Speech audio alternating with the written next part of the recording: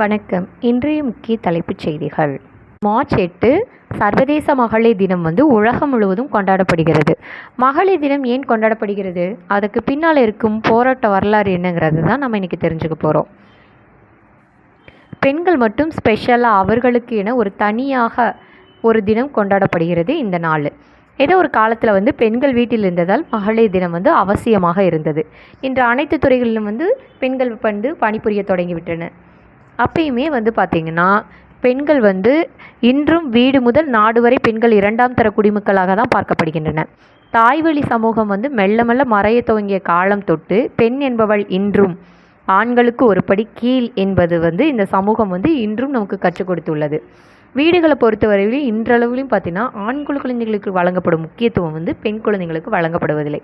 கல்வியிலேருந்து ஒரு உணவாக இருந்தாலும் சரி, ஆண்களுக்கு கிடைக்கக்கூடியது பெண்களுக்கு கிடைக்கப்படுவது இல்லை.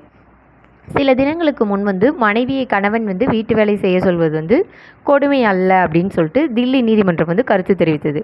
இங்கு பெண்கள் வீட்டு வேலை செய்வது தவறுன்னு யாருமே வாதாடவில்லை. அதே சமயம் அதை கணவன் சொல்வது கொடுமை அல்ல அப்படிங்கிறத இன்றளவும் பேசப்படுகிறது. இப்படியான ஆண்களின் மனோபாவம் இன்றும் பெண்கள் மீதான பாலியல் வன்கொடுமை அடக்குமுறைகளுக்கு முதல் கட்ட காரணமாக அமைகிறது. இன்று மகளிர் தினத்தை நம்ம கொண்டாடும் இந்த நாளில் கூட புதுச்சேரியில் சிறுமி பாலியல் வன்கொடுமை கண்டித்து பந்த் நடைபெற்று வருகிறது. இன்றும் மகளிர் தினத்தை முன்னெடுப்பதற்கான அவசியம் உள்ளது என்பதை இந்த சம்பவம் நமக்கு காட்டுகிறது. மகளிர் தினம் கொண்டாட வரலாறு என்னங்கிறது பார்க்கலாம். இப்போ நம்ம மகளிர் தினம் என்பது பொதுவான கொண்டாட்டம் மட்டுமல்ல, அது உழைக்கும் பெண்களுக்கான தினம். சமூகத்தில் விளிம்பு நிலையில் இருக்கும் பெண்களுக்கு தங்களுடைய உரிமைகளை ஒன்று திரள வேண்டும் என்பதை வலியுறுத்தும் தினம்.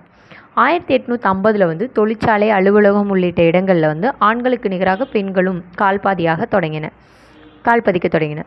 ஆண்களுக்கு நிகரான பெண்கள் வேலை செய்தாலும் சம்பளத்தில் தொடர்ந்து பார்த்தீங்கன்னா அநீதி தான் இழைக்கப்பட்டது. அது வேலை செய்யும் பெண்களுக்கு கடும் அதிருப்தியை ஏற்படுத்தது. இதனால் ஆத்திரமடைந்த பெண்கள் 1910ஆம் ஆண்டு டென்மார்க் கோபன்ஹேகனில் மாபெரும் மாநாட்டை நடத்தினாங்க. அதில் கலந்து கொண்டவர் முக்கியமான ஜெர்மனி நாட்டைச் சேர்ந்த கிளாரா ஜெட்கின்கிறவங்க பெண்களுக்கு சம உரிமை வேணும், ஊதிய உயர்வு வேணும், எங்களுக்குன்னு ஒரு 8 மணி நேரம் மட்டும் வேலை நேரம் உள்ளிட வேண்டும் அப்படின்னு சொல்லி கோரிக்கை எடுத்து வச்சாங்க. இதன் காரணமாக கிளாரா ஜெட்கின் புகழானது உலகமெங்கும் பரவ தொடங்கியது. பெண்களுக்கு உரிமைகளை அவர்களை ஒருங்கிணைத்து தொடர்ந்து குரல் கொடுத்து வந்தன.